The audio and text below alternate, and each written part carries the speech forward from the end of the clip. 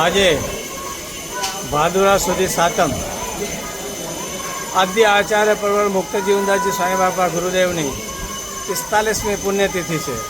તે નિમિત્તે શ્રી સ્વામિનારાયણ ગાદીના આચાર્ય શ્રી જીતેન્દ્ર પ્રિદાજી સ્વામીજી મહારાજ, સમગ્ર સંત મંડળ, સમગ્ર હરિભક્ત મંડળ સહિત ગુરુદેવનું પૂજન અર્ચન કરી શ્રદ્ધાંજલિ સમર્પિત કરી અને પ્રાર્થના કરવામાં આવી કે વિશ્વમાં શાંતિ પ્રસ્થાપિત થાય એ માટેની ધૂન કીર્તન કથન કરવામાં આવે।